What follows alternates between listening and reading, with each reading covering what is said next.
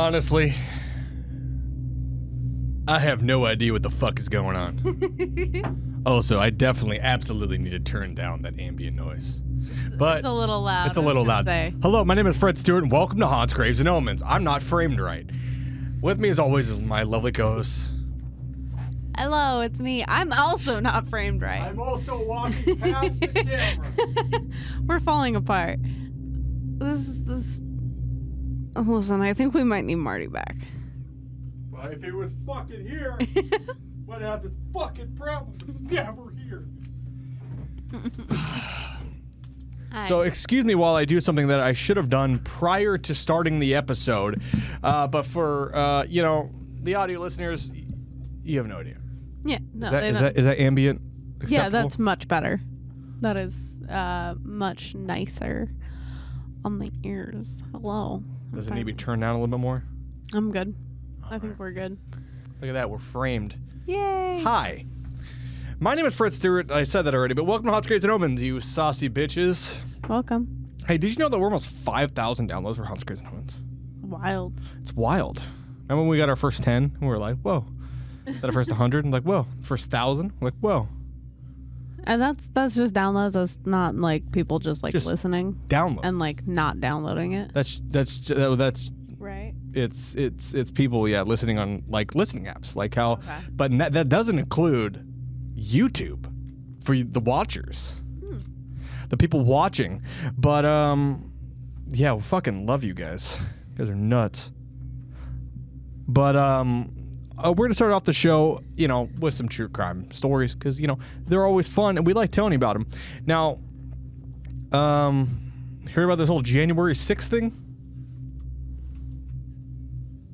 The one from last year?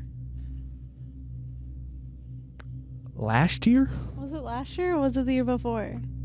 Last year. You're saying is last year?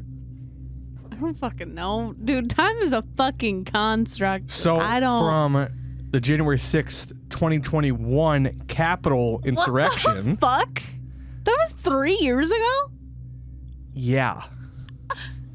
I know you were, listen, you weren't thinking about the time when you were there. I know, I get it. You get so caught up in, drain the swamp or whatever they're fucking dumb fucking. I don't know what the fuck they were chanting. Yeah, I know you were so lost in the sauce, dude. I was not there. Anyway, we'll talk about this later. So a guy who sounds like he could be related to you, I assume, just by his last name, Robert Capitelli. Because, Anyway, 27, he was arrested Wednesday and charged, this comes from New York Post, excuse me. He was charged with 4 misdemeanor counts of unlawfully entering into the Capitol with the goal of disrupting a session of Congress. Yeah. He had been the FBI's radar since July 2021 when an anonymous tipster identified Capitelli thanks to his trademark jacket that he was fucking wearing on January 6th that said Capitelli Heavy Equipment Sales and Services Incorporated. And guess what? They issued a fucking warrant for his arrest. Oh my god. And he's in custody.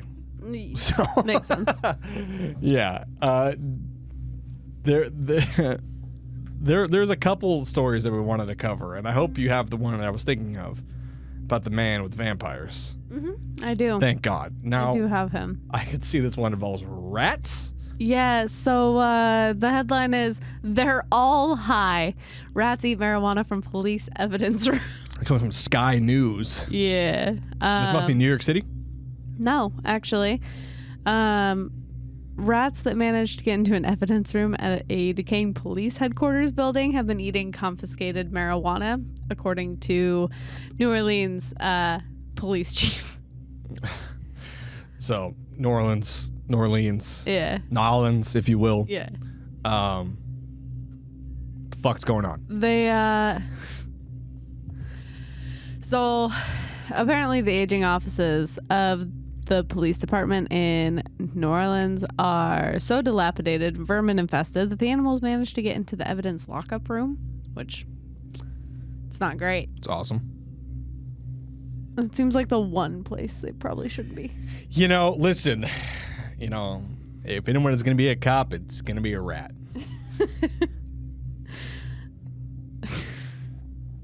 Listen, all the pigs have been getting all the glory. What if Ratatouille wants to be a cop? He probably doesn't. Let him serve on the force. My manicam is not lined up. Hi. Let him on the... No. Hold on. Hold on. There we go. Hold on. Let go. There we go. Let him on the force. Yeah, so apparently rat droppings have been found on officers' desks. This is not a abandoned police building. Yeah, by the way. I gathered by the fact that they have fucking evidence in it, Tay. Well, I never know. Oh, also with those running cameras, the sound is not Marty Cowick. Wrong thing. There he is. Oh. All right. Fuck him. Yeah, so there's I miss you, Marty. rat droppings that have been found on officers' desks, adding that the building where the department has been based since 1968 has been taken over by mold and cockroaches. Pretty cool. Mm-hmm. According to Ron Harrison, Global Technical Director for Orkin Pest Control, said he hasn't heard of rats eating marijuana before. Sometimes rats just want to party. Yeah, that's it. It's awesome. Basically. So the Orkin guy just they asked him and they were like, so what do you think? And he just went, I've never heard of rats doing that before. Never heard of it. That's great, Tay. I love that. And your next one's a Florida one, right? I actually have one before that. Oh, okay. Well, I'm going to read you a Florida one real quick. So we do like to just share fun true crime stuff with you guys. Kind of kind of cleanse the palate from last week's episode. Kind of get you guys feeling the vibes. Kind of have fun, right? This comes from Florida, nonetheless, and it's once again from the New York Post. Comes from Polk County Sheriff's Office. They basically had a warrant out for a subject, simply known as Johnny Gates, 41, at Polk County, Florida. They arrived to his residence, and when they walked up to the door, there was a sign that said, "Johnny Gates does not live here."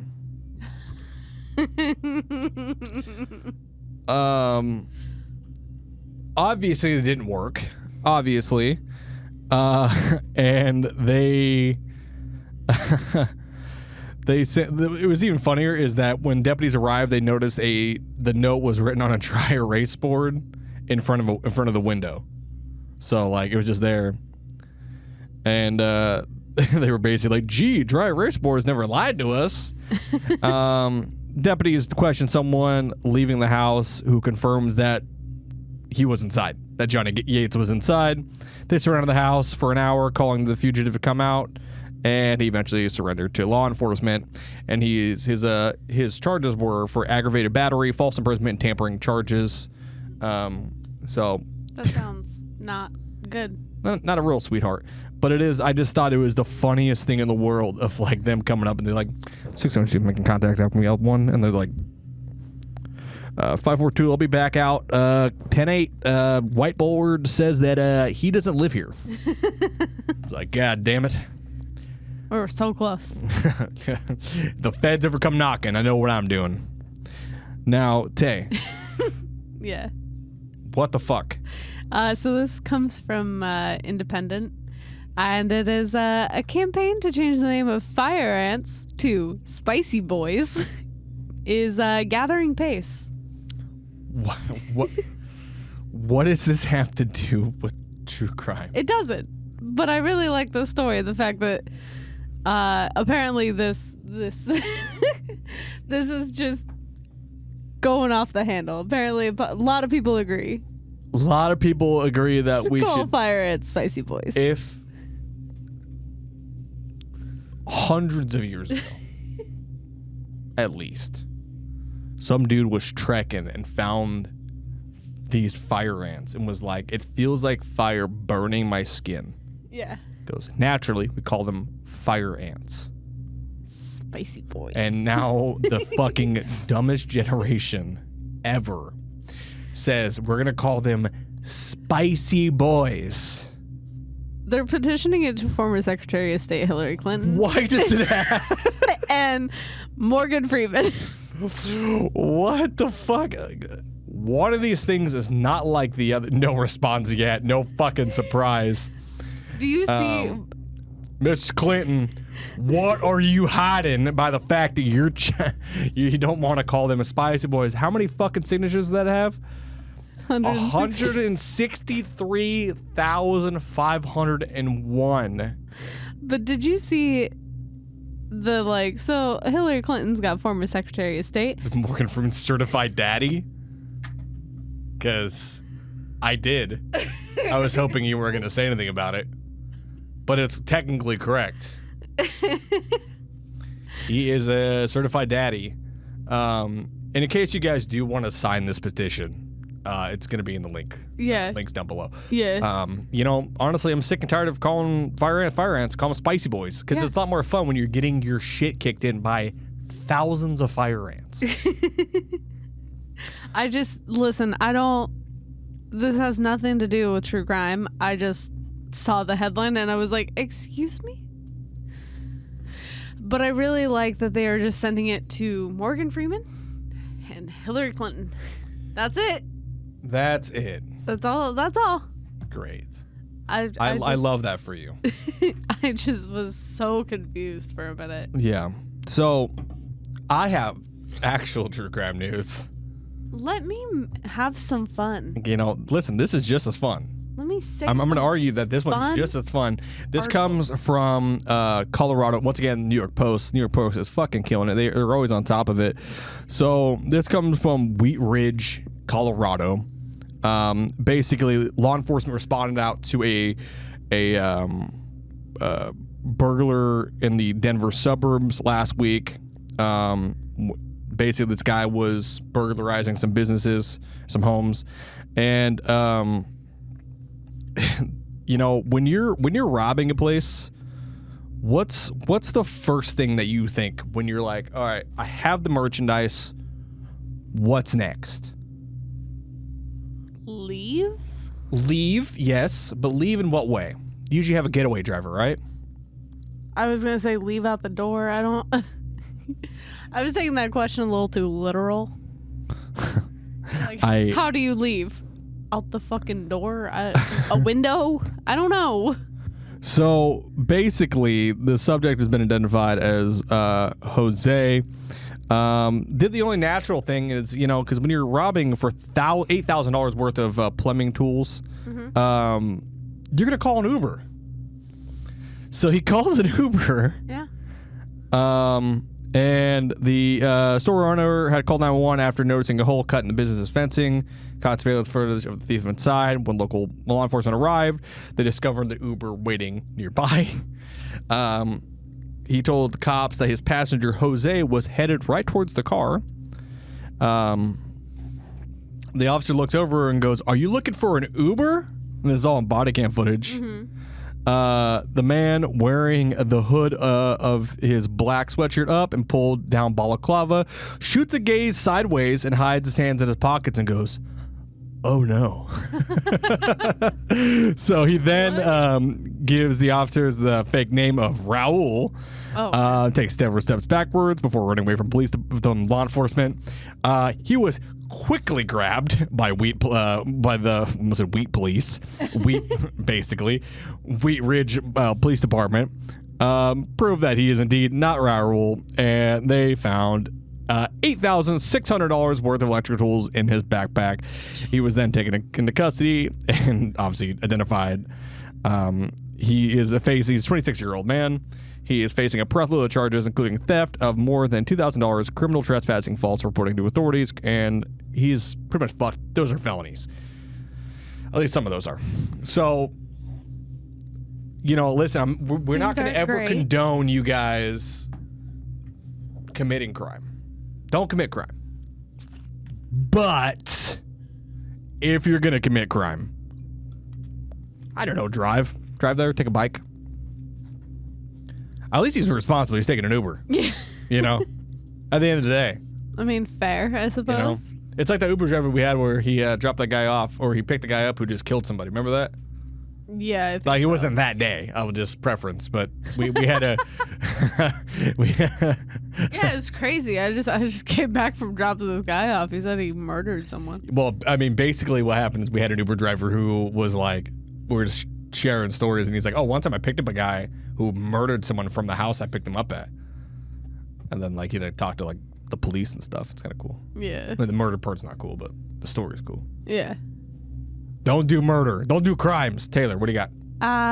So this one is from local10.com. And it is it's the one that I teased last week, which was Florida man worried about vampires burns down his house.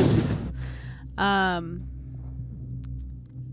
vampires are going to defend themselves, he reportedly said before he lit his house on fire. It happened in Daytona Beach, because of course it did.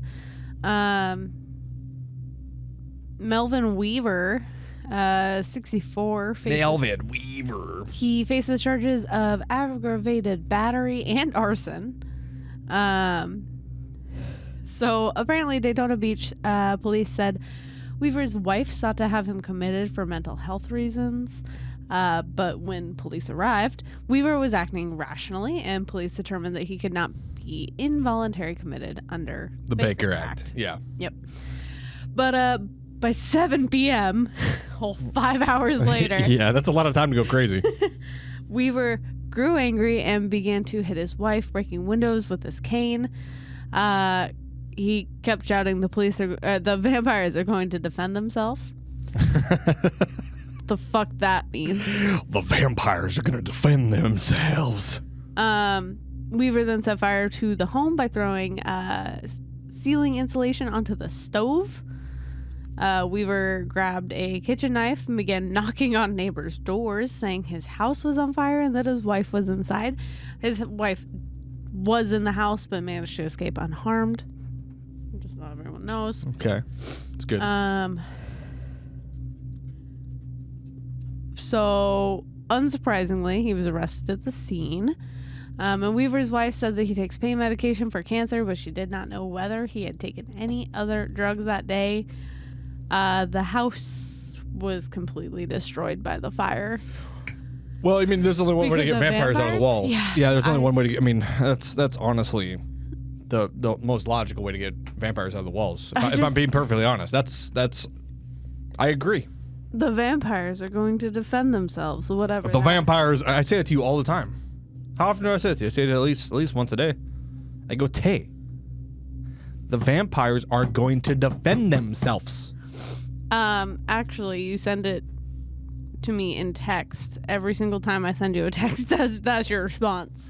Yeah, you usually go like, hey, what do you want for dinner? And I go, the vampires are going to defend themselves. I'm like, all right, pizza. The vampires are going to defend themselves. Okay, we're having pizza for dinner. Pizza's fine. Now, I have one final story. Okay. Before we get to the actual story. Sounds good. So, this comes from our friends in the United Kingdom, and once again, the New York Post. So, UK police officers were chasing a subject. He basically was driving from Brexley to the Isle of Shippey. I don't know, dude. Your fucking towns are made up. And he essentially attempted to pull over this Audi A7. They had observed maneuvering recklessly over the road. However, the driver refused, resulting in a 35-mile chase that took them from southeast London to Kent, which that makes more sense to me. They were even forced to call in a police helicopter to come in and give air support to the pursuit.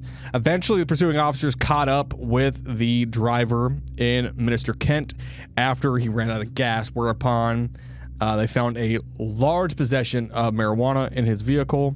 And that was just the tip of the iceberg. Oh. When officers asked the individual for his documentation, he goes, all right, bro, I'll get you some license. And he hands them a Legoland in Windsor ID, essentially. Legoland ID. It is a award gifted to children who pass through the theme park's driving test, which entails using a brick-built electric car to navigate traffic lights, roundabouts, and Lego policemen, and even speed cameras. It was issued to when he was a toddler in 2003. So, not a current license, believe it or not. I don't know but he was mean. Still a toddler. Yeah. And then they proceeded to beat him and pepper spray him. But Tay. Yes. We're here to talk about some aliens. We are talking about aliens today. Again? Mm-hmm. Big alien lady. Not quite. I think so. I feel like this show, I'm the true crime, like, ghost guy. Mm-hmm. You're the cryptid alien gal. I have a hard time, covering true crime cases, personally. Like, telling them. Yeah. So I just leave that to you. Yeah. Because I'm not very good at telling those. Well, you usually go like, and then they shot them. Well, yeah. And then they stabbed each other. Yeah. Blind fury. I don't want to talk about that. You know, I like talking about my fucking aliens, my cryptids, ghosts. I don't know. I find talking about true crime fascinating. I think it's very interesting. I just have a hard time talking about it. You know? Fascinating. Does that make sense? Fascinating. Taylor. Okay. So we are going to Erie, Pennsylvania. Ugh. Podcast's over. Thanks so much for joining us on Hot Scars and Omens. I don't want to go to fucking Pennsylvania, dude. Oh, we're going to fucking Pennsylvania. I don't even like pencils. I mildly like Vanias. Excuse me? Too many pencils. Pennsylvania. Yeah, so we're going to good old Erie, Pennsylvania. How ominous. Yeah. But Marty would have done that if he was here. He would have. He definitely would have. Yeah. But he's not, so. Yeah. Can I help you? There's a nose down here. Like just a person's nose? Yeah. Oh. It's on a leash. Excuse me? Let's just get to your fucking alien story, all right? Sorry, I'm Instead of you leaving body parts all over the place. Oh, the nose is moving. So this case is actually fairly well known in the ufology committee. Yeah. Yeah. Okay. So it is the Presque, I forgot how to say it. Presque Isle, I believe. Presque Isle incident? Yeah. Never heard of it. Well, you will.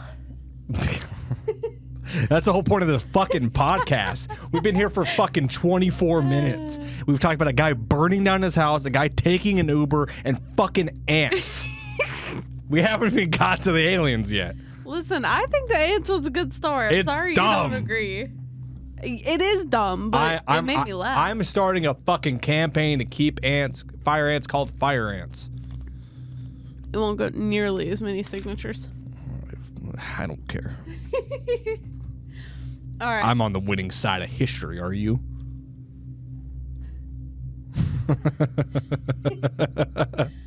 We're talking about ants.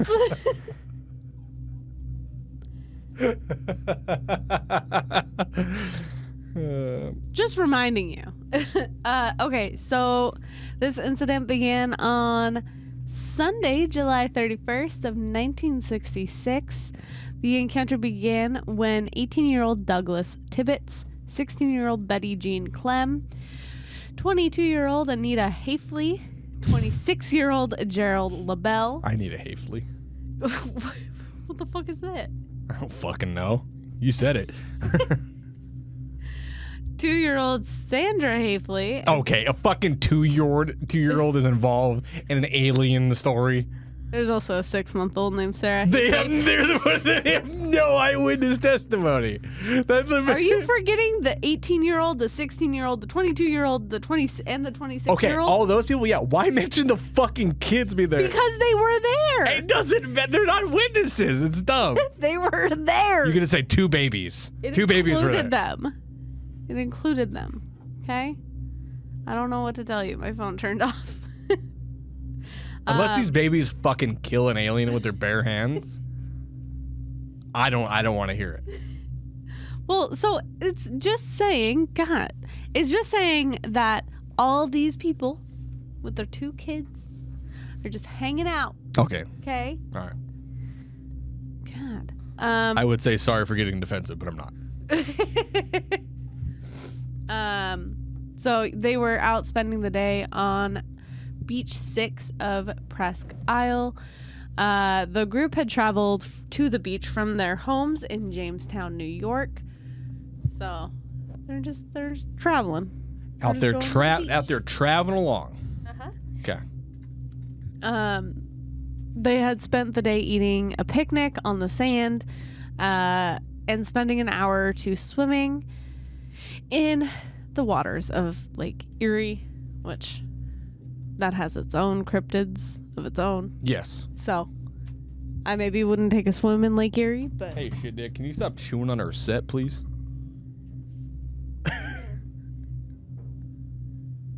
Just chewing on, just Spirit the Turf is chewing on the set. of course she is. Stinky.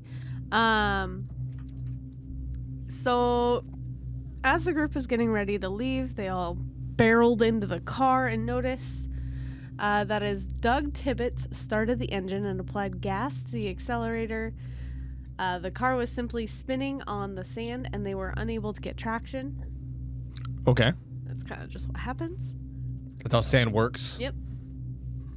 The group then proceeded to get out and try to push the car off of the sand, but again, they were still unable to get their vehicle moving. Oh, she's back. Okay. Push her back. That we stop chewing on the set. So it was during that time which they had decided to send Gerald LaBelle, the oldest of the group, to go and find help. Yeah. It was his turn. What are you doing? Just trying to negotiate the dog. So Gerald was able to hitch a ride with another group of beachgoers and made his way to Erie to search for a tow truck or some other help. It was starting to get dark out and was about 9:30, 10 p.m. when patrolman Robert Loeb Jr. and Ralph E. Clark came to the area where the group was stranded. So we got 2 more people added to this. Mm-hmm. 2 police officers. Yeah. Patrolmen. Let's not get it fucking twisted. Men on patrol. God, I love some men on patrol. Tell me, listen, what do I always say to you? I love some men on patrol. I was gonna say you love men on patrol. I love men on patrol. Gotta love it. Nothing gets me more fucking rock hard than men on patrol. What's happening down there? Are you itching yourself? Okay. I thought you were. No, I'm thinking about men on patrol. Why? You're talking about it. This podcast is so fucking dumb sometimes. It's fine. So seeing the car, they came close and asked if the group required some assistance. The group told the officers how LaBelle had left to go get some help in town and that the officers needed not to worry themselves about their current plight. Apparently. Okay. Because that's how you say that. Oh, my officers of Great Erie, Michigan? Pennsylvania? Fucking who cares? Do not worry about the plight. Is that how they did it? Probably. Okay. I also apologize. I'm kind of sick, so I'm a sniffly mess over here. You sleep in bed next to me. I'll do the podcast from over here. I'm gonna sneeze on your pillow. You better fucking not. I'll be so fucking mad, dude. I'll shit the bed. Don't tell me what to do. Like, far away. Because you're infected. Now, so don't listen. So now, basically they see the cops come. They go like, don't worry about it. It's fine. Yeah. So the officers, however, told them that if LaBelle did not come back in around 40 minutes, they would return to come and check and see if they had become free from the sand trap. Mm-hmm. The group, as they stared, completely bored out of their minds, began to stare upward at the stars. As one does. As one does. As they gazed into the sky, they saw a bright light that seemingly shot out of the sky. The object, which at first they thought was a star, they noticed, however, it was moving erratically. It would start and stop moving incredibly fast, occasionally dimming. The light was octagonal in shape with a hollow center and appeared to be glowing purple and blue. You know, as stars do. I've seen so many stars do that. Have you? No. Never. Right. That's the planet Venus that does that. What? I knew you were gonna fucking do that, and it still got me. I've been doing this bit with Taylor where she'll say something crazy like that. We'll be talking about aliens or whatever, and then she'll say something like, "Yeah, it's like octagonal shape and it's glowing purple and blue," and I'll just go, "What?"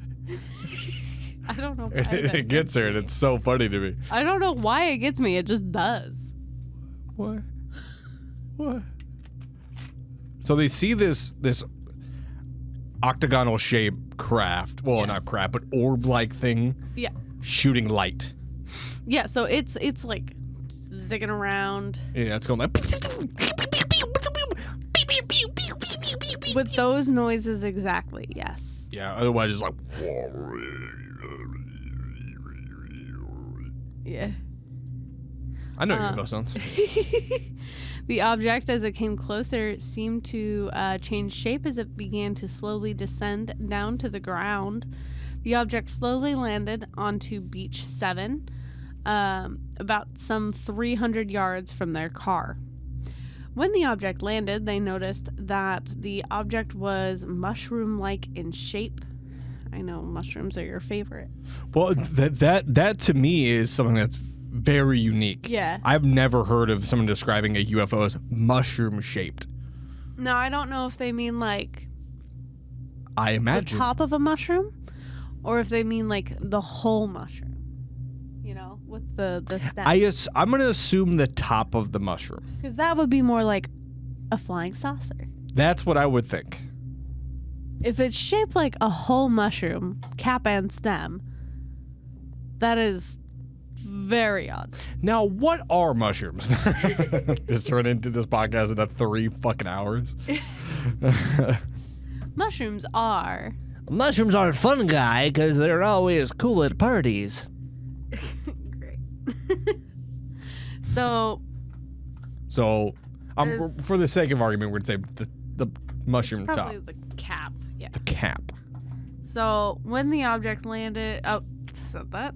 It was an oval structure with 3 lights on the back There you atop a narrow base.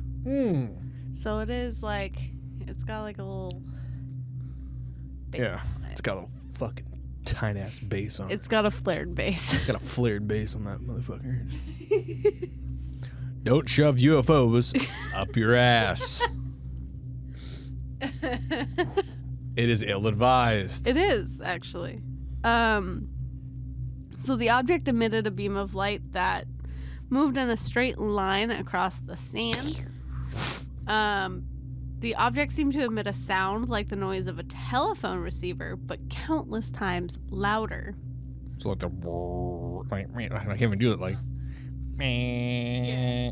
It's like, But okay. like super loud.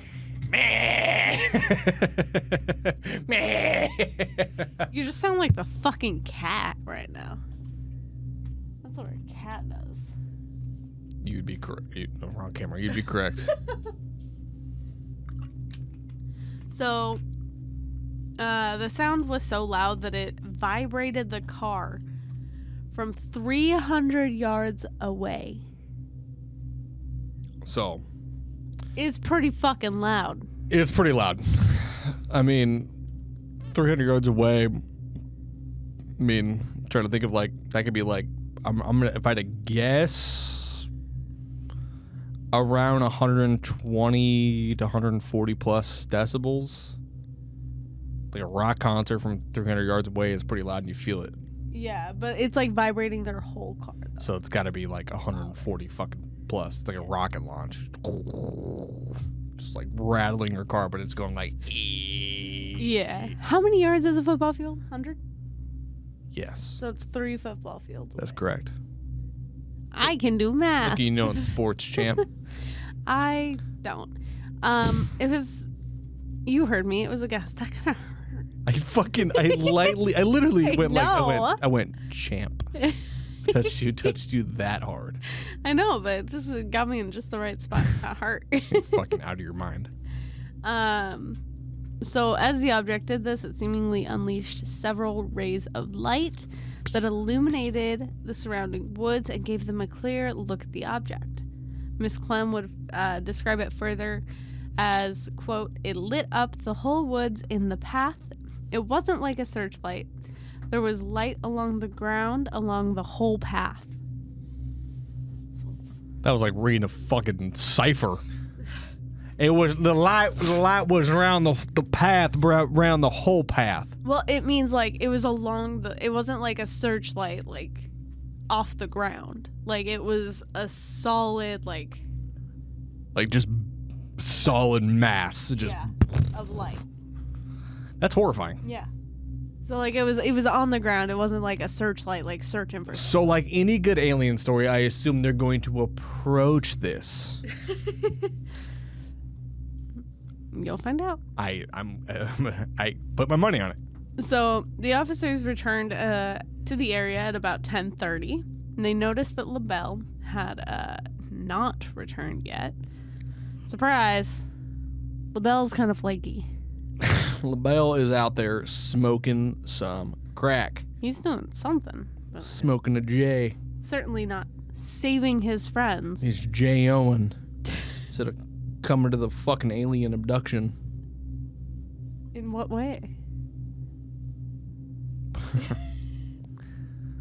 I'm not implying that he is coming to alien abductions in the sense of that he is coming to alien abductions. I can assume that he's not doing that. But we simply don't know. It's true. You know, he could have been walking and trying to find some help, and he was like, I'll jerk off in that bush. Then he comes back, and he's like wiping his hands and sand. Sticking to his hands. Oh my god. And then he's like, what happened? So eventually the group, as they approached the car, the group was talking so fast and panic-stricken that the officers could barely decipher what the group was saying. Courage the Cowardly Dog style. Yeah, basically. And they're like, hold on! Pull his gun out, and he's like, what if you talk at a time? I heard an acorn drop. So eventually the group was able to calm themselves, and Douglas Tibbet would utter to the officers, there's something weird going on here. True, like, spooky movie style. There's someone fucking on this beach. Now, we do have a photo of their car. Yeah. If I can pull it up right here. Mm-hmm. So that's kind of where their car was at. So, I forgot the other photo. But that kind of like woodsy area Yeah. is kind of where this object was. Okay. So, H.G.O logo's in the way. It's right in there. Right in here. Okay, yeah. So it's just like this thing was coming out of there. Yeah, it was kind of in that woodsy section. And the car was kind of parked. There. Where those 3 little sticks are. Yeah. Where that man is crouched. So, he would go and tell the officers that something had landed near beach area 7, and that the group was hearing several strange and peculiar sounds coming from that area. Tibbets would add, quote, "You arrived and the lights went out." To the officers, as if the object was aware of their presence. UFOs don't like cops. UFO said ACAB. We have scoured plenty of solar systems, and we have no one thing we're certain. ACAB. And they're like, what the fuck is ACAB? Because, you know, it's the 50s or whatever this is. It's like time travel. They're like, we learned this really cool term.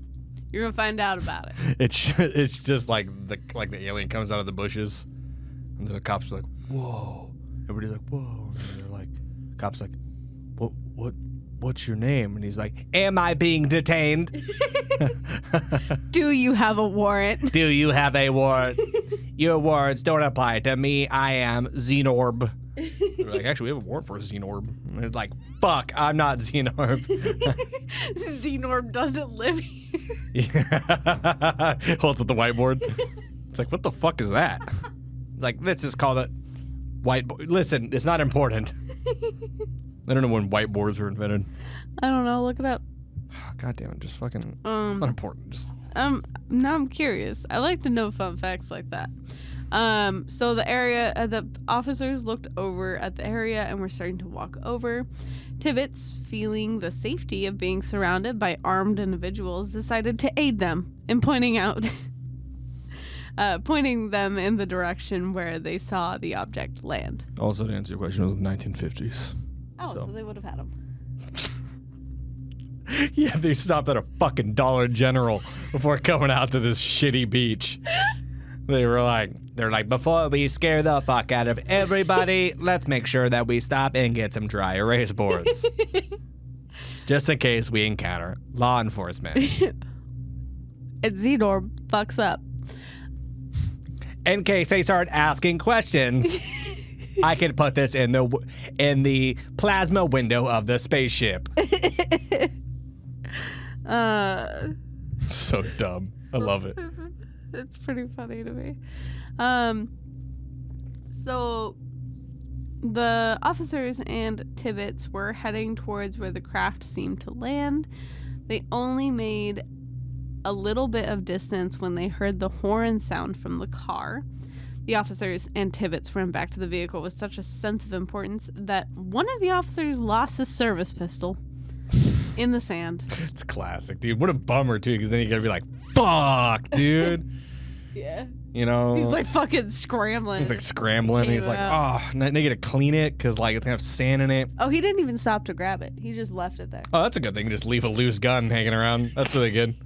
I remember one of my buddies were at the beach one time when he dropped his handgun in the sand, and it took him a long time to clean all the sand gun. Which other one again? It took a long time to. Can you? It's not that funny. There's a flub, dude.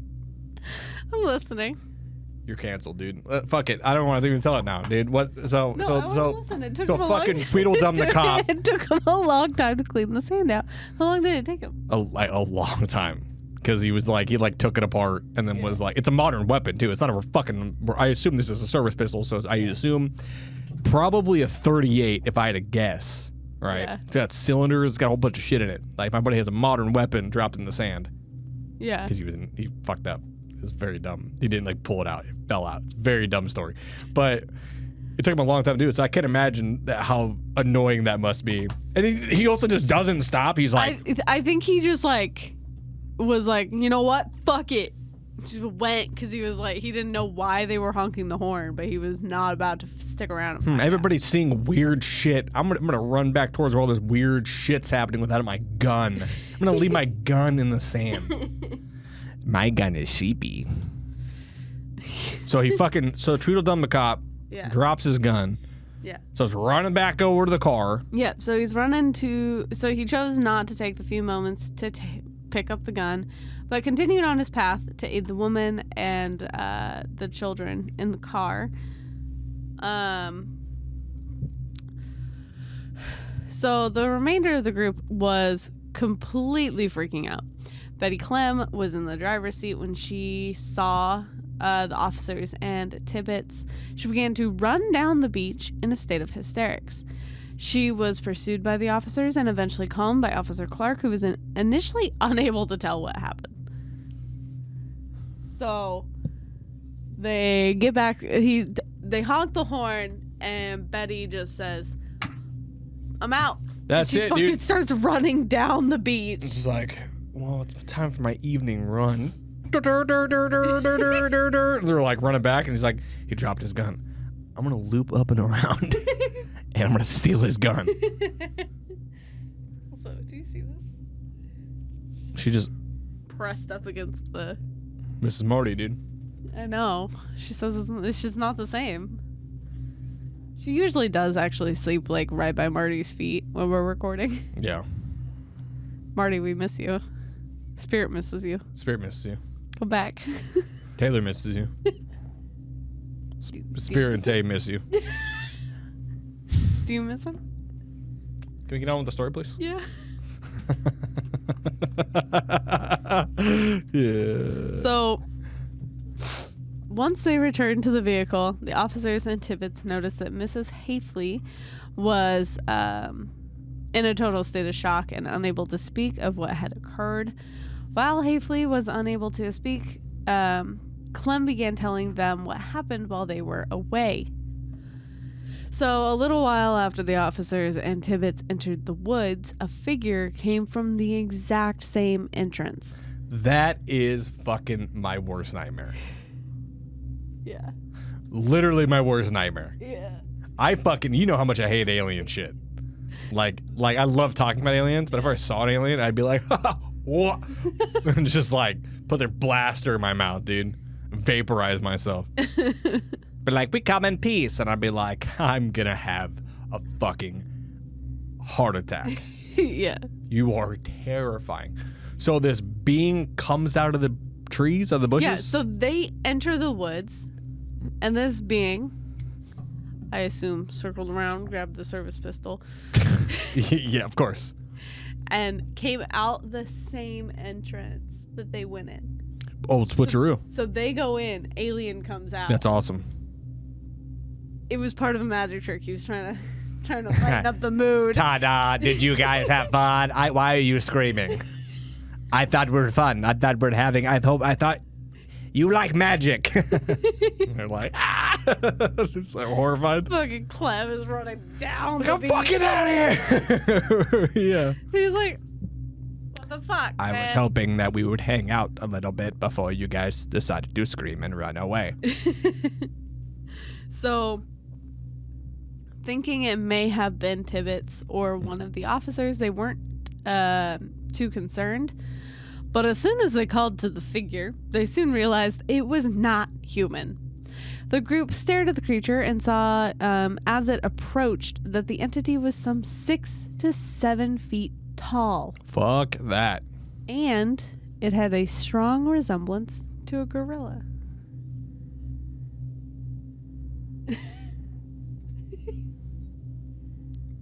What? Yeah. So I'm trying. What? I don't know why that gets me. Like, I prepare myself for it every time. What? I'm still like trying to. I was honest to God. I was expecting you to be like it had large black eyes. No. I was expecting a fucking tall gray. Nah. But you're telling me Harambe fucking showed up? I guess. That's pretty cool, actually. What happened next? So, further specific features were undefined aside from its long protruding fangs. Okay. The creature then began to circle the car, first from a distance, then much closer. Okay. I don't like that. No, it's checking him out, dude. It's fucking looking for a meal. When the creature was right next to the car, it began to reach out with razor-tipped claws and scratch the side of the car and hit the roof of the vehicle. It's gonna be a no for me, dog. honestly, I'm out. There's 2 women and 2 children in this car right now. And remember, they haven't honked the horn yet. No. And the cop ends up dropping his gun. Yeah. Gets a 7-foot-tall gorilla alien. Yeah. Yeah. She went back for the gun. He should have stopped him. I mean, granted, maybe it probably wouldn't work full of sand, but Man, I'll sling some 38s at a fucking alien. I don't give a fuck. Anything. Try it. So, apparently it left dents in the roof of the vehicle as it like hit it. Oh, that was a cool sound effect. It was, but that's terrifying. Yeah. I'm I don't allergic know. to you hitting the desk. You're allergic to alien gorillas. Do you have something to tell me? Do you have something to tell me there? It's that one. What? So it starts leaving dents in the top of the vehicle. Yeah, because it's just 'Cause it pounding just on hits. the roof. So, not a friendly little chap. Not quite. I use little in the comedic sense because Yeah. he's 7 feet tall. Yeah, no, he's huge. In the moment of pure terror, all the girls and children could do was scream and honk the horn. They were just, I don't know what to do, but just. And they grabbed the 6-month-old and they threw it at the horn of the car and they said, "Honk with your life." And the baby was like, "Honk, honk, honk, honk." Yeah, honk the horn. Yeah.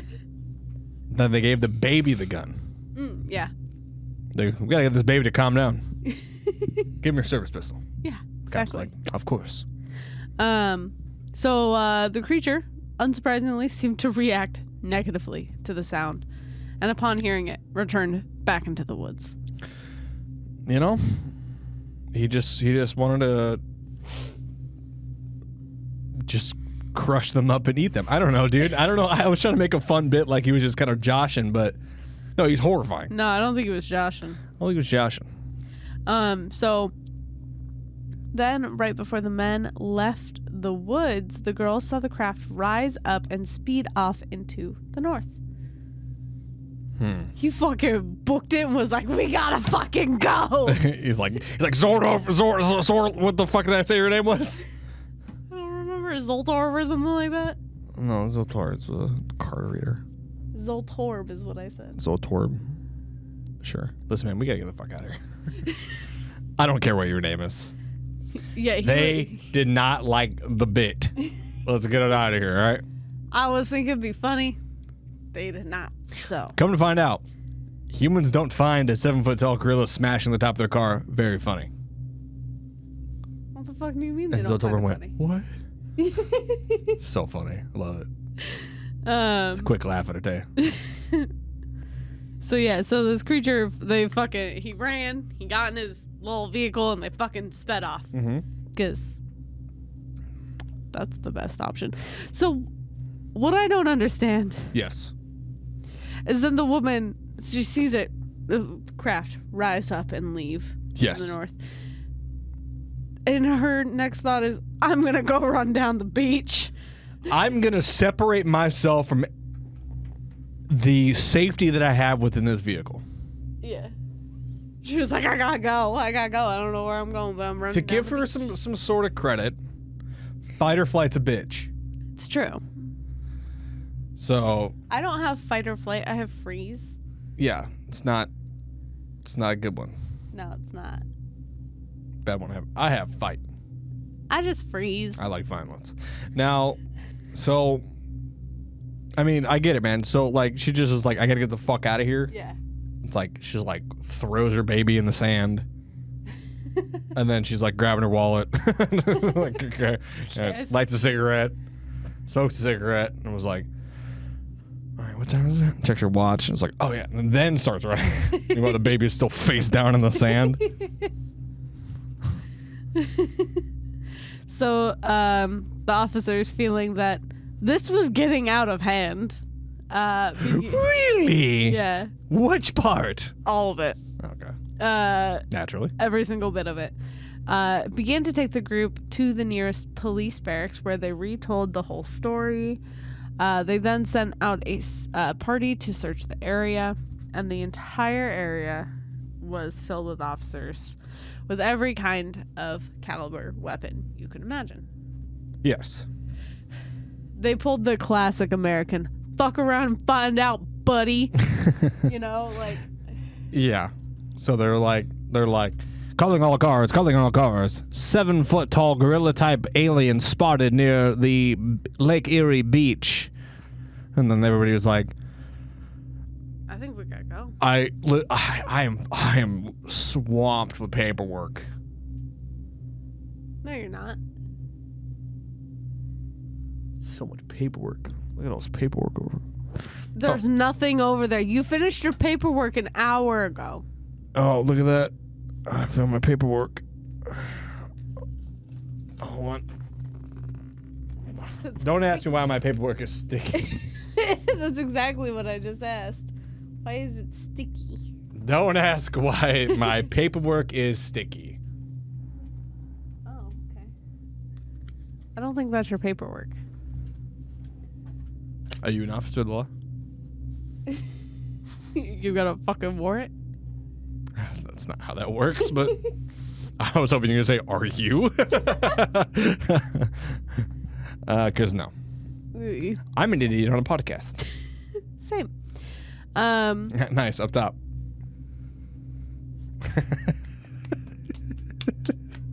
You fall for it every time. It's still, you fucking asshole. It's still funny every time. It's so funny. It just never fails to make me laugh. So, because if I don't, you're gonna make me feel bad. You'd be like, you didn't do it. I'd be like, I didn't know what you were gonna do. You're gonna gaslight me. It's not, I'm not gaslighting. You're just being crazy. So, yeah. The beach was littered with red flashing lights of police cars, and it was around midnight when George LaBelle returned to the location. He left at 9:30. Again, he was probably H.G.O. For 3 hours? Edging, dude. Maybe he was joking. He was what? Let's just get on with the story. He was what? Okay.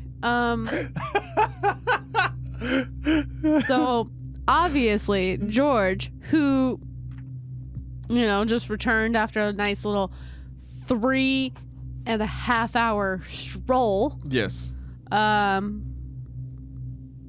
Was in total awe of what he was seeing, because he left and came back to fucking cop cars everywhere. The car was still there, trapped in the sand, and all he could think when seeing the spectacle was, my God, what is it? A war? No. My God, all this police here. No military in sight. No incoming invasion. Is it a war? What? Is this a war? No, fucking, he's got to be high. I feel like he went to go have a smoke and just... maybe he went down to the local bar, dude. Maybe he went down there, got a couple drinks, smoked a little bit, and was like, oh, fuck, that's the car. So the officers searched the area and focused primarily on the area of the car. They took pictures of the scratches, which every member of the group claimed was not there before the incident. Mm-hmm. Realizing they weren't going to get far investigating at night, they returned to the barracks and decided to return to the scene in the morning.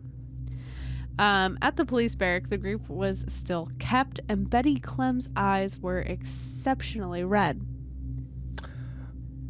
Interesting. Officers initially attributed it to crying. However, researchers later on would associate it with radiation. That sounds about right to me. Chief Dan Descanio. Bless you. Would do the official interview. Is that the pizza chief? Yeah. He felt that the witnesses were being truthful and considered the matter no joke. That morning at about 7 a.m., they let the group return to the beach with them to retrieve their car and belongings, and the group spent the remainder of their time being involved in the various investigations that followed. The following morning, the officers began to investigate the beach, and officers Paul Wilson and Robert Canfield found several triangular shapes, each 11 feet apart from each other. So we do actually have some of those photos. Yeah. So what I'm gonna go ahead and do is show them. They'll be up on the Instagram So that for the audio listeners, but for the video listeners, you can see it here. So it's kind of hard to tell from that first initial photo of him just kind of being like, he's like, it was here. that's the footprint. I think the one that we're talking about right now is the craft being 11 feet apart. Okay. Like So triangular shapes 11 feet apart from each other. interesting. Which Not this. No. Which we don't have a photo of I mean, there's only so many photos that exist out there, you know? Yeah. Because The government tried to hide it. I know. probably. I get it. Yeah. So government's trying to hide it, and So they find these It's also- triangle-shaped impression marks in the yes. sand. 11 feet apart from each other. Okay. And skid marks in the area where the object landed about 350 to 400 yards away from the car. Interesting. And also skid marks in the pants of the officer who dropped his gun. Yeah. Among them were 2 diamond-shaped imprints about 18 inches wide and 6 to 8 inches deep, each 10 to 12 feet apart. Also, there was a series of tracks that seemingly were found that led to the site of where the craft landed to about 12 feet from where the car was parked. So that's another footprint with a man with a middle finger. Yes. I don't know why he's pointing like that. It's a big finger. But, I mean, that's a pretty big, sizable, like, footprint, I guess. Yeah. You know what I'm thinking? What you thinking? Thinking it's Bigfoot. Bigfoot. I have to agree. And I'm not even in a joking sense. Yeah. Because we've talked about how Bigfoot and UFOs are like fucking this. Yeah. And I mean, could be a species of Bigfoot in the sense of because it's Bigfoot as an alien. Yeah. Well, because like, okay, it's 7 feet tall, which Mhm. is like on the shorter side for a Bigfoot. I'll admit. By about like a foot. Yeah. So like, it's like he's a little teenager, just getting his fucking practical jokes in. And he's ape-like. Yeah. It's Shows aggression towards humans. it's As a fast as fuck. gorilla type thing. Yes. Like, it's got big feet. And a huge wang. I didn't say that. But I did. You know the truth. Bigfoot has a fucking hog on him. Anyway. So, yeah, so there were those tracks. Mhm. The tracks were conical and similar to a bear or a person's, and about 8 inches wide, 5 to 7 inches deep, and 5 to 8 feet apart. Big strides. Big strides. Potentially running. Yeah, like classic Bigfoot run. Yes. However, it is important to note that Officer Wilson, one of the policemen who found the wave, did not feel that the tracks were from a creature, but appeared to be made by some kind of heavy object or objects. Mm-hmm. Sounds like Officer Wilson is kind of dumb. So basically what you're saying is Officer Wilson said, there was something here. There was something here, but I don't think it was a creature. I think that it was possibly... I don't know why he's old-timey British in Pennsylvania. I think it was a heavy object. I believe it was a heavy object. You know, like a Bigfoot. Perhaps like a Komatsu bulldozer with armor plates. I'm buying one. No. Now, for the federal government, legally that is a joke. Your FBI agent was like, oh, okay. Are we good? Yeah. They'll end up shooting me when I finally learn the truth about aliens. So. Man, I'm like, it's just been the creatures from Yo Gabba Gabba this entire time. They're like, you know too much. Put a 9mm around in the back of my head. Oh my god. So, as you saw, there were photographs taken of the patterns on the ground, and those made wide newspaper circulation.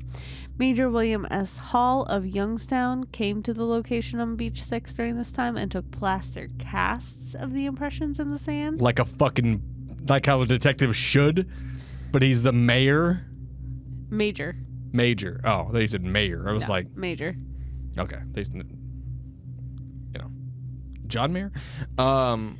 So, like a detective should, comes in, he's like, let's get fucking cast of this. Yeah. It's in the sand.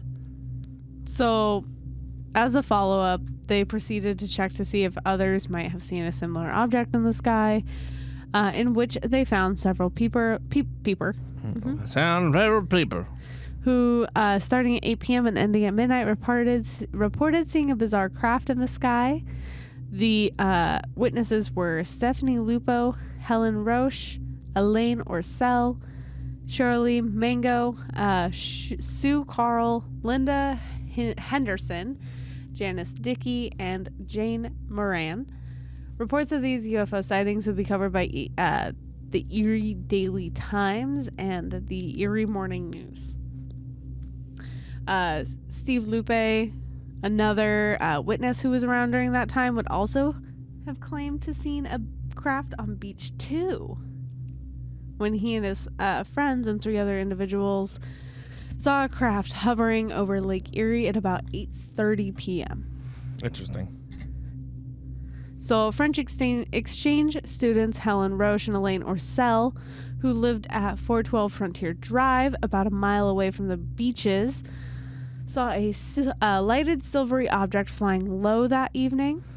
Stephanie Mango of 4704 Homeland Avenue also saw a similar craft, claiming that the object was round and a undistinguishable color that flew silently at treetop level.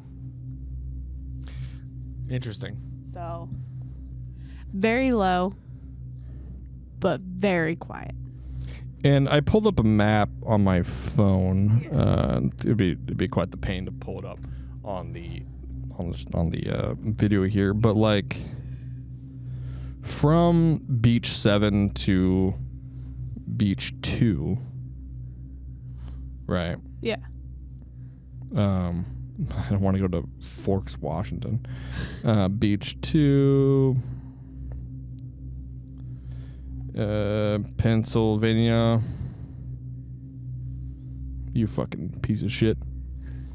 I mean, it's quite a sizable it's about 15 miles. Yeah. Just given the route, but I mean, cut that. I mean, it'd probably be cut about 5 miles off that, so it might be about 10 miles from one another. Yeah. So I mean, the fact that it's no surprise they're able to see this object, but it's incredible that they did, considering where it landed. Yeah. Yeah. So Beach 2 is where they had seen something at 8:30, and then Beach 6 is where Beach 6. I thought it was Beach the car was. Okay. And then Beach 7 is where they landed. Okay. So I'm throwing a lot of numbers out. You are. So Beach 6 is, believe it or not, next to Beach 7. That's how numbers work.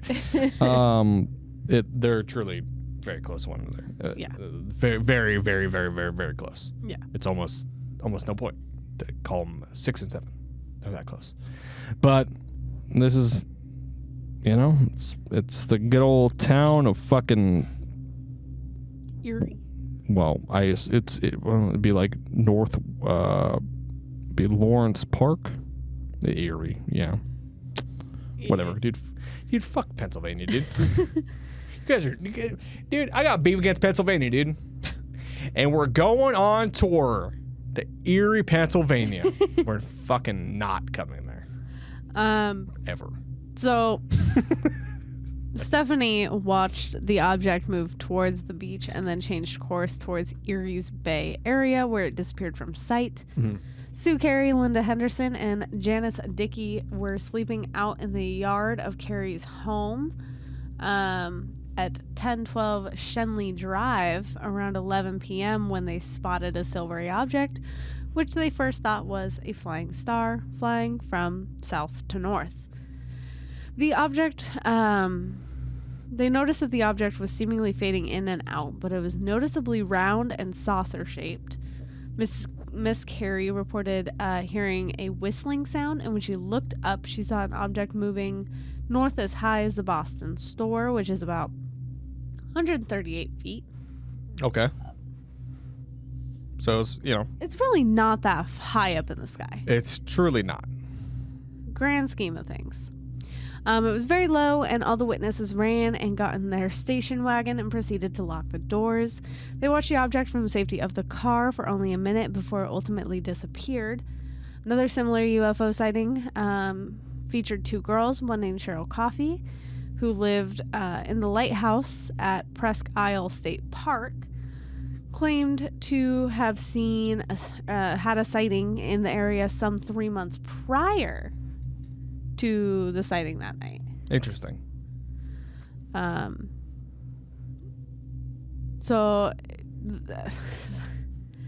But she did state that it probably had nothing to do with the incident near Beach 6. Or it did. Who knows? Who knows? Chief Dan Dascano would then get a hold of the Air Force due to the closeness to Wright-Patterson Air Force Base. Mm-hmm. They were like, listen, you gotta do something. What you saw was the planet Venus or a satellite. No. Fuck it, none of those things even exist anyways. What you saw was the moon. Actually, that doesn't exist either. I was gonna say. You saw birds. Those were pelicans. You saw pelicans. You saw a raccoon with flashlights taped to the side of its head. Call back to episode 1, 118 episodes ago? Something like that, yeah. Something like that. We do hear about Wright-Patterson a lot, though, with aliens. We do. I mean, it's the area around Lake Michigan. Still. Well, it's the Michigan Triangle area, so. It is very weird, though, that it's... Dare I say...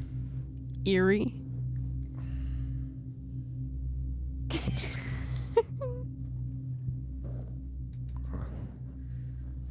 I was gonna say it. I was gonna say it, but so he called Wright-Patterson to determine if the craft was potentially out that way that may have been misidentified, but they confirmed that there were none. This led to a follow-up investigation on the Tuesday of that week within a matter of hours by 5 members of the National Investigation Committee of Aerial Phenomena, better known as Project Blue Book. I was gonna say eerie.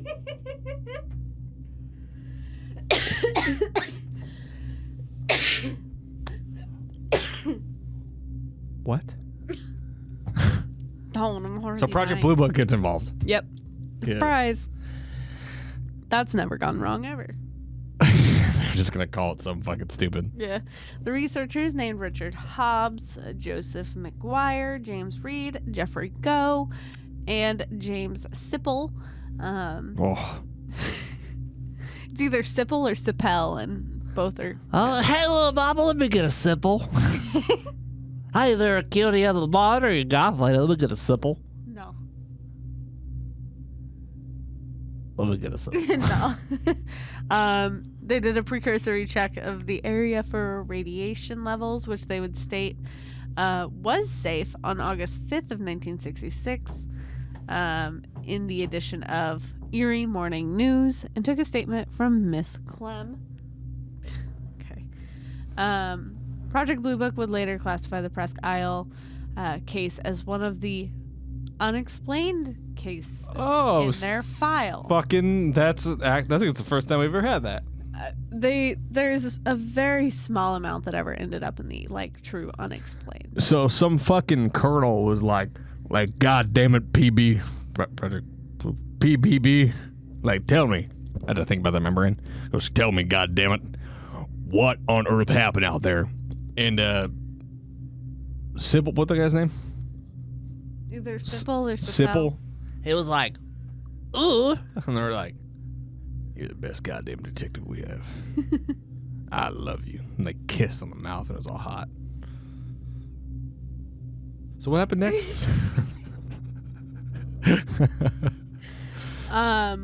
So after their investigation, LaBelle would return to the location and discovered something incredibly odd. The duck wearing a hat. That says,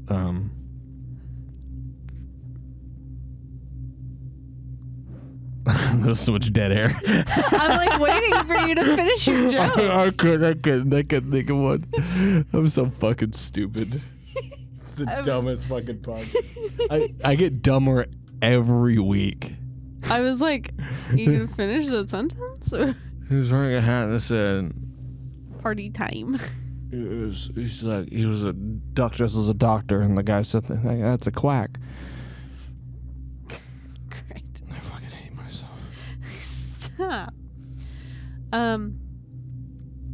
So LaBelle returned and found something pretty odd.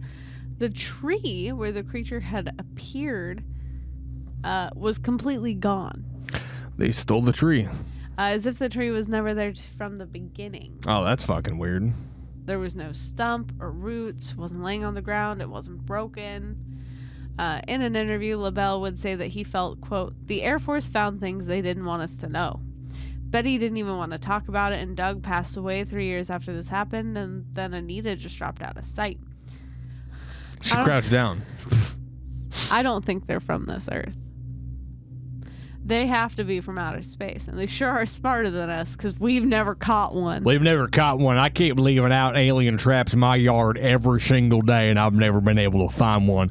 I just catch possums, raccoon, and one time I caught my own dog.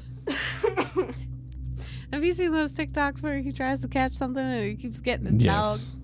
Yes, I have. I love it. I showed you that. I've seen them before. The guy's name is like Nate something. Probably. But he's like, Minion just got caught in the trap, and I said, God dang it, God dang it, Minion, I let him free again, and you just went right back in. That has happened. Yeah. So Men on patrol. UFO investigators and newsmen hearing about all that would go on began coming to the area to investigate and talk with the officers. Dr.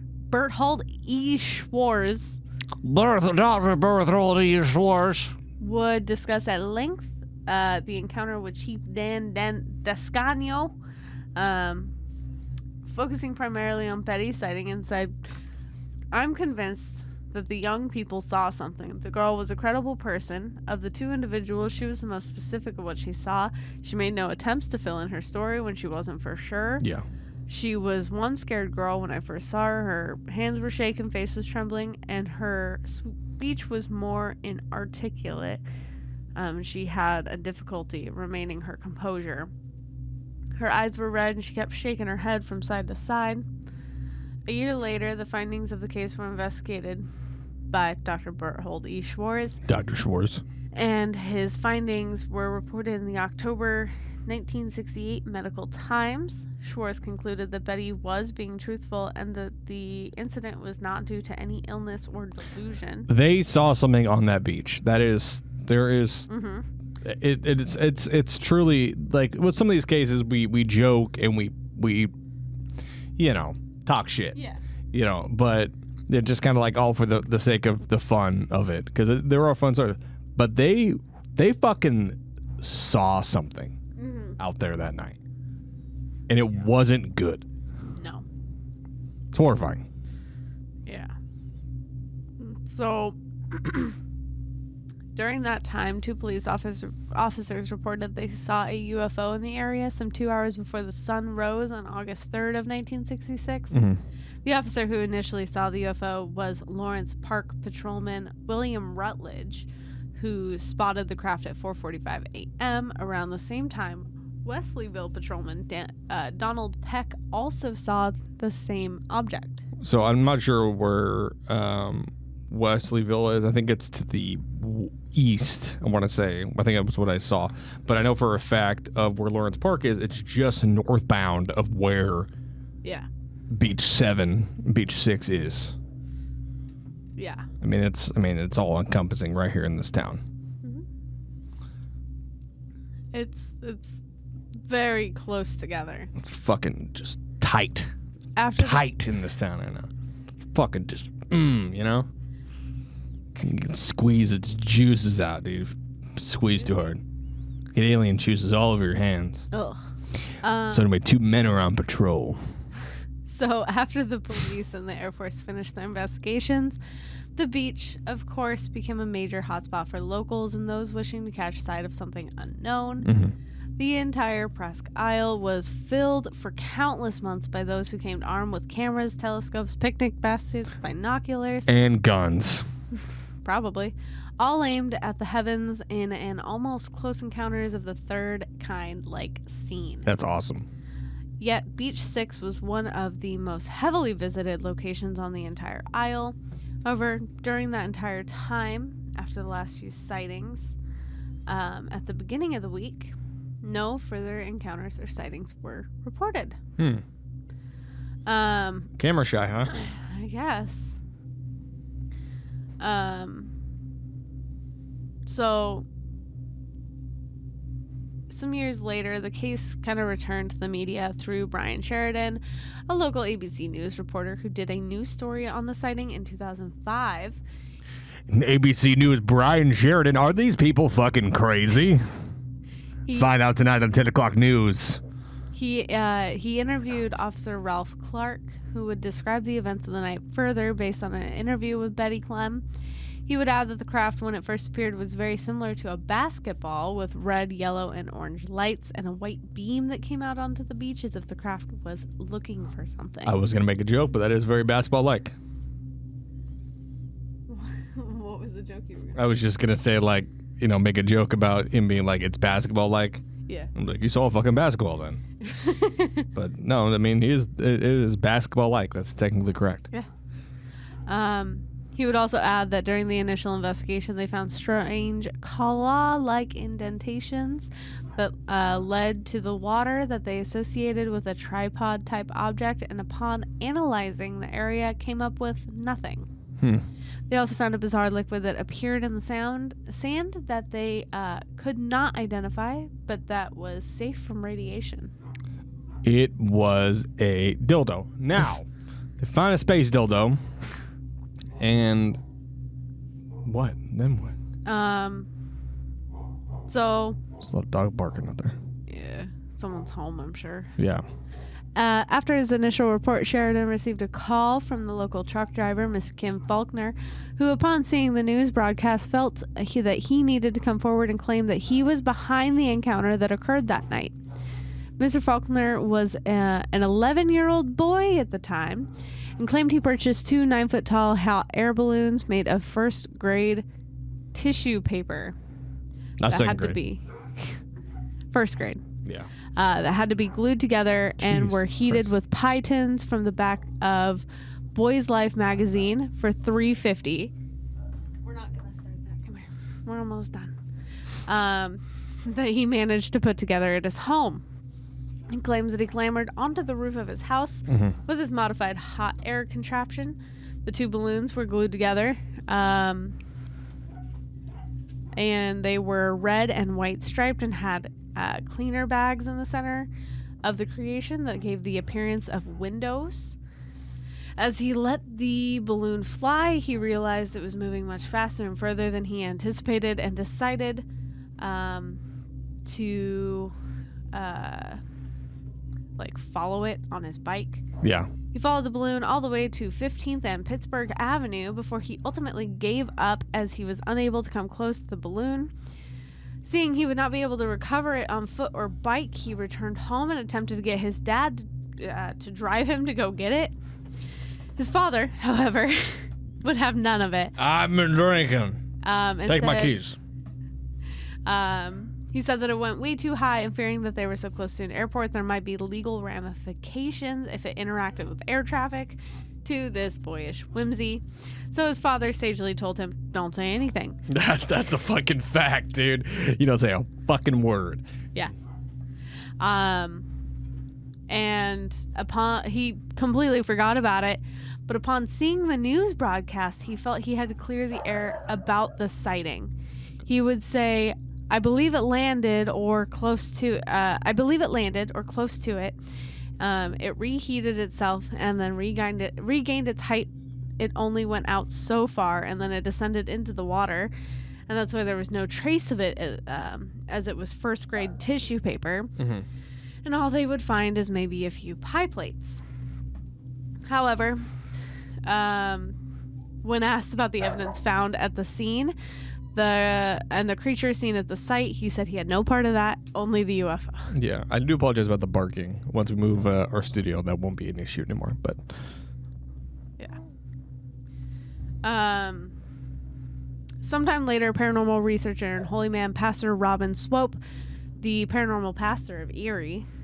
That's a pretty cool title. I want that, dude. Paranormal pastor? Oh, yeah. From the heavens came down the fucking, I don't know, dude. I'm tired. I can't do bits right now. Brain no worky. He felt that something was wrong with the statement laid out by Faulkner and proceeded to do some digging. Mm-hmm. He contacted Sheridan and asked him whether he felt Faulkner had attempted to gain some notoriety by claiming that he was a hoaxer. Sheridan replied that he verified the story with Faulkner's brother and found the Boy's Life advertisement for the balloon, and even said that Faulkner didn't want to be on the news, didn't brag, and was the only person after they aired the original story that came forward to claiming of causing the sighting. Mm-hmm. He seemed to be a pretty credible person. Yeah. So, while Sheridan felt Faulkner was telling the truth, there seemed to be something about his claim that seemed off.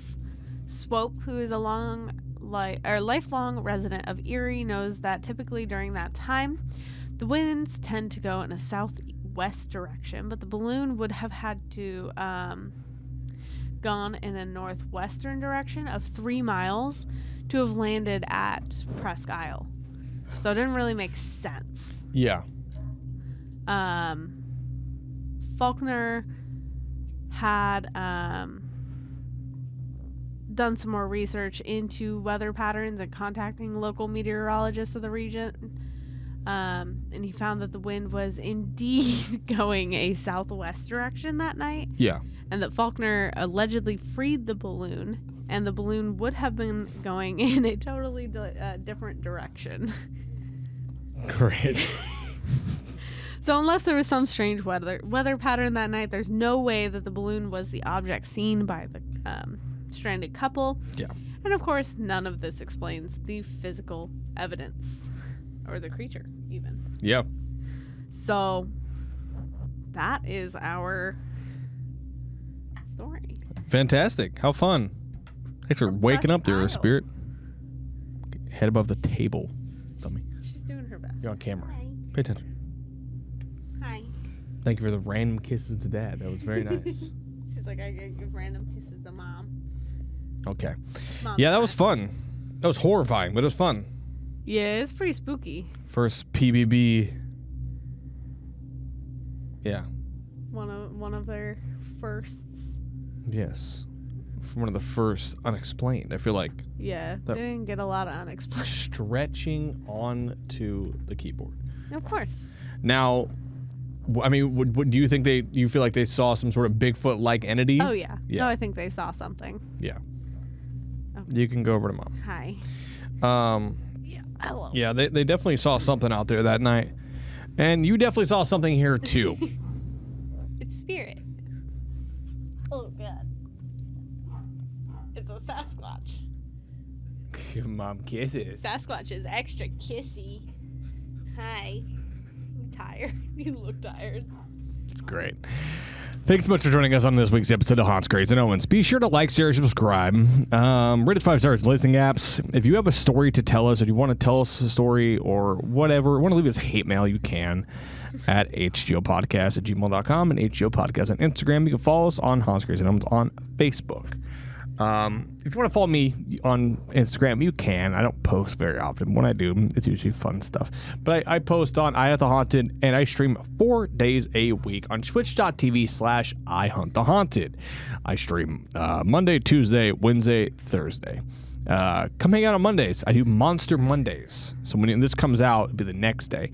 And I do horror streams. I'm a big horror stream guy. It's been very, very fun. Been hanging out. I feel like you guys would definitely enjoy it. And Tay. Hi, you can follow me on Instagram and TikTok at Lunar Thrill. You can also follow our lovely dog here at Spirit the Turv on Instagram. I don't post a ton, but sometimes I do.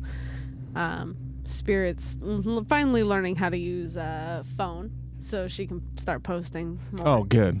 She's doing her best. It's kind of hard without thumbs. It is kind of hard without thumbs, but she's doing her best, so. Certainly doing something. Her best. Oh. Yeah. It's extra punchy. New MFA record coming out March 29th, and if you're in the greater Portland area, go check it out. They're doing a live show. I'll be there. I assume Taylor will be there. I'll do my best. Yeah. To be there. But I'll be there for sure. So come hang out. Come get some drinks with me. Come watch me yell on stage with the boys while I come hang out on a song. And then just fucking vibe and just have a fun time with the boys from the dock. And Haunts, Graves, and Omens. So, and the MFA boys. Yeah. But remember to stay spooky. Stay haunted. And I know what I saw. Men on patrol. Ooh. I'm gonna fucking bust. Okay. Wait. What? Bye. Okay, bye.